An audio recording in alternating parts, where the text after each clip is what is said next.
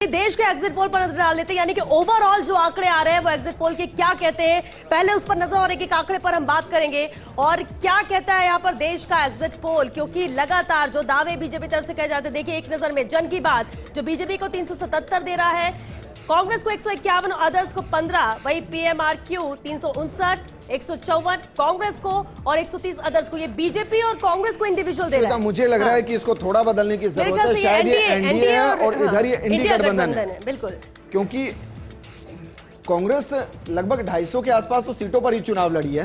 बहरहाल इसको बीजेपी को आप एनडीए मानिए और आईएनसी को आप इंडी गठबंधन मानिए। अब जरा इसको देखते हैं, जन की बात 377 एनडीए, इंडी गठबंधन 151 के आसपास, अदर 15 के आसपास। इसके अलावा पीएमआरक्यू इसने एनडीए को 359 सीटें दी है, जबकि इंडी गठबंधन को 154 के आसपास और अदर ये दे रहा है 130 के आसपास। ये थोड़ा चौंकाने वाला है, क्योंकि जब इस आंकड़े को ही जोड़ेंगे हम तो ये आंकड़ा 542 से ऊपर निकल जाएगा। आर भारत 353 से 368। बहरहाल आपको एक एक करके जरा दिखाते हैं, जरा देखिए इसको कि किस तरीके से आर भारत ने एनडीए को दिया 353 से 368, इंडी गठबंधन को 118 से 133, अदर को 43 से 48। और ये सर्वे है आर भारत का पूरे देश के लिए। बिल्कुल, और अगले एग्जिट पोल पर भी नजर डालते हैं, क्योंकि ओवरऑल हम जब बात करते हैं तो देखिए जी न्यूज ने भी अपना ओवरऑल एग्जिट पोल दिया है, जिसमें 363 से 367 एनडीए को दे रहा है, तो इंडी गठबंधन तो 118 से 133 लगभग वही है, और वहां अदर्स में 43 से 68, अदर्स में ये कुछ सीटें ज्यादा दे रहा है जी न्यूज। लेकिन जिस तरह से इससे पहले भी हमने देखा रिपब्लिक का भी एनडीए 353 से 367, अभी तक में विजेंद्र लगभग करीब ही ये एग्जिट पोल बता रहे हैं। लेकिन आरक्यू का भी देख लीजिए, ये थोड़ा सा इस आंकड़े को लेकर मैं बड़ा कंफ्यूज हूं, क्योंकि यहां देखिए एनडीए 359 है, इंडी गठबंधन 154। जब आप इसी को मिला लेंगे तो देखिए ये लगभग 500 के बीच का आंकड़ा है। अब ये 500 के बीच का आंकड़ा है तो 130 नहीं हो सकता, ये 30 से 50 तो हो सकता है, लेकिन 130 नहीं हो सकता। और ये नाम भी मैंने पहली बार ये सुना है कि पीएमआरक्यू क्या है। बिल्कुल, और एनडीटीवी का भी बीजेपी, ये राजस्थान का है। देखिए ये राजस्थान का है, बीजेपी 20, इंडी गठबंधन 4 और अदर्स 1। लेकिन बेहद अहम है, जहां पिछली बार 25 की 25 सीटें बीजेपी के पास, और इसलिए लगातार दावे किए जाते कि हमारे, लेकिन शुरुआती तौर से माना जाता था कि 3 से 4 सीटें ऐसी जो फंसी हुई, जहां पर मुकाबला बहुत कड़ा है, ऐसे में अपने हाथ से सीट जा भी सकती है। और कम से कम एग्जिट पोल जो अभी राजस्थान का बता रहा है एनडीटीवी का, वो यही इंडिकेट कर रहा है। हालांकि कांग्रेस जरूर मान रही है कि ये भी गलत है, 4 नहीं, हम कम से कम 6 से 8 सीटें भी यहां पर ला सकते हैं, उनका दावा। श्वेता हमारे साथ, योगी जी तो लगातार बने हुए हमारे साथ, जो कांग्रेस से जुड़े हैं वो यशवर्धन सिंह जी जुड़े हैं, और साथ में हमारे साथ आम आदमी पार्टी से अमित जी जुड़े हैं। जल्दी हमारे साथ मनीष पारिक जी भी जुड़ेंगे। लेकिन यशवर्धन जी, सवाल आपसे है, जो अभी तक के सर्वे आए, इंडिया टीवी, एनडीटीवी का सर्वे, आर भारत का सर्वे, जी न्यूज का सर्वे, वो पूरे बहुमत के साथ एनडीए की सरकार को बना रहा है, क्योंकि आप पत्रकार भी रहे, जरा बताइए सर्वे को कितना मानते हैं? देखिए, बड़ा अजीब सा मामला है कि चुनाव आयोग 10-11 दिन बाद वोटिंग परसेंटेज देता है, तो हम ये जो आकलन, जिस आधार पर आकलन निकले हैं, ये कौन से वोटिंग के परसेंटेज पर आकलन निकले हैं? 4 तारीख को देखिएगा, आज जो आकलन वोटिंग परसेंटेज जो बताया वो 4 को बदल जाएगा। तो 4 को अगर बदल जाएगा तो इसमें बहुत सारी ऊपर नीचे होगा। ये जो एक तरफा जो जी सर्वे उस वोटिंग पैटर्न पे नहीं होता, आप तो जानते हैं बहुत अच्छे से।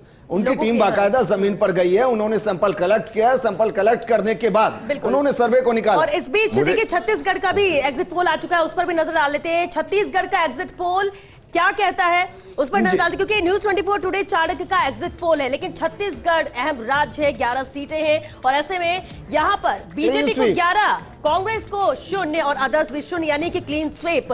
बीजेपी को यहां पर 11 सीटें यहां पर न्यूज 24 का एग्जिट पोल दे रहा है, लेकिन पिछली बार 9 थी, यानी ये प्लस में जा रही है विजेंद्र। तो ये न्यूज 24 का छत्तीसगढ़ को लेकर। दिल्ली में देखिए श्वेता, 6 बीजेपी, 1 कांग्रेस, और मैं इसको कांग्रेस नहीं कहूंगा, इसको मैं इंडी गठबंधन कहूंगा, क्योंकि यहां पर बाकायदा आम आदमी पार्टी और कांग्रेस मिलकर चुनाव लड़ रही है। अदर 0, यहां बीजेपी को 1 सीट का नुकसान हो रहा है। बिल्कुल, और असम में भी देखिए न्यूज 24 यहां पर बीजेपी को 12, कांग्रेस को 1 और अदर्स को 1, तो यहां पर भी शायद इंडी गठबंधन भी हो सकता है या फिर कांग्रेस, लेकिन 12, 1 और अदर्स। ये असम का न्यूज 24 का एग्जिट पोल है, असम राज्य को लेकर। और अभी तक न्यूज 24 में 2 राज्य हम कह सकते हैं श्वेता। मध्य प्रदेश देख लेते हैं, क्लीन स्वीप, एक और मध्य प्रदेश क्लीन स्वीप। एक सीट तो यहाँ से, एक सीट यहाँ से गई। बिल्कुल, बीजेपी 29 और कांग्रेस और अदर्स। बेटे नकुलनाथ की बहरहाल आप देखिए इसलिए News इस बार 24 में इस बार श्वेता- एक सीट गई जो मिली हुई थी यहाँ पर बिल्कुल। कांग्रेस को। मैं अभी जब चर्चा भी हो रही थी, दिग्विजय सिंह खुद चुनाव लड़ा है आपकी बार। बिल्कुल। और देखिए मध्य प्रदेश में क्लीन स्वीप दिखा रहा है न्यूज 24, इसके अलावा गुजरात में क्लीन भी स्वीप clean दिखा रहा है न्यूज 24, छत्तीसगढ़ में क्लीन स्वीप दिखा रहा है न्यूज 24। लेकिन राजस्थान में उम्मीदें टूट गई।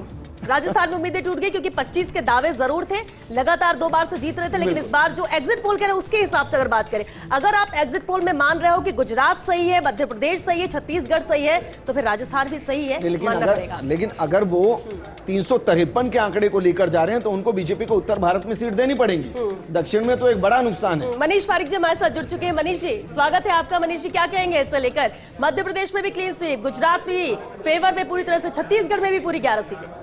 ये निश्चित तौर पर आप कह रहे हैं कि 49 सीटों का इजाफा होगा भारतीय जनता पार्टी में, जो बंगाल में, उड़ीसा में 49 सीटें बढ़ रही है जो अन्य स्टेटों में, और जो जहां पर बीजेपी ने फुल क्लीन स्वीप किया है वहां वो रिटेन करेंगे।